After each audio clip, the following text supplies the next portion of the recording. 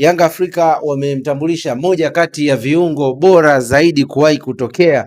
Anacheza namba 7, anacheza namba 11, lakini pia akicheza nambari 10 anakuwa mtamu zaidi. Huyu anaitwa Zakuani, ni raia wa Komoro, lakini malezi yake makubwa ya soka ameyapata huko Ufaransa. Yeye ameanza kucheza mpira akiwa kijana mdogo, kwa sababu talenti yake ilionekana kwa ukubwa zaidi akiwa kijana mdogo. Amepita academy ama mafunzo ya soka ni pale katika klabu ya Olympique de Marseille, moja kati ya vilabu vikubwa zaidi pale Ufaransa. Kama unafuatilia Ligue 1, ligi kuu ya Ufaransa, basi kuna wakubwa watatu: yuko PSG, yuko Olympique de Marseille ambapo amepita kiungo huyu Zakuani, lakini pia wako Olympique Lyon, wako Lens.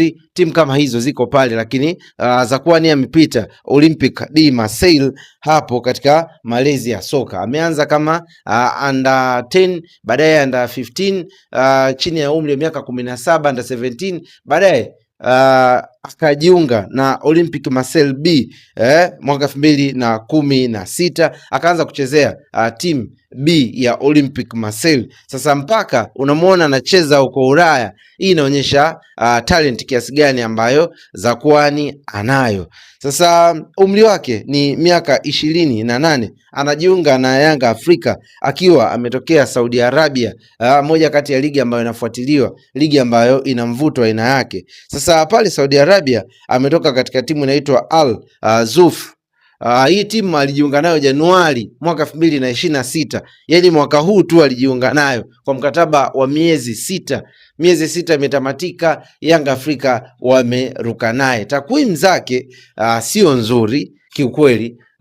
Takwimu zake za magoli sio nzuri. Katika michezo 14 ambayo nimeiona hapo, amefunga mabao 2 na kutoa assist 3.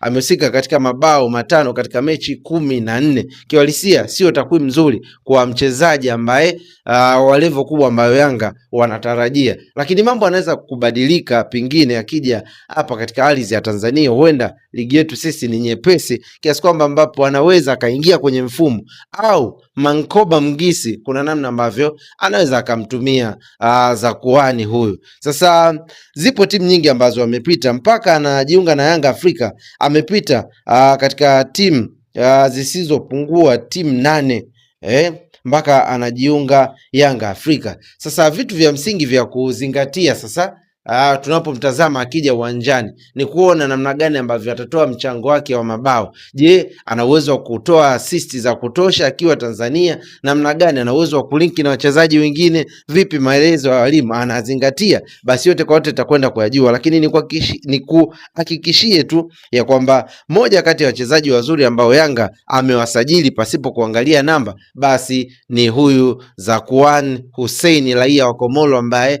amepata malezi ya soka akiwa pale Ufaransa. Sasa mabeki wa timu pinzani kiwalisia wajipange, kwa sababu ukiangalia YouTube, ukiangalia mitandao ya kijamii, ukiangalia klipu za Zakuani Hussein, ni baraa.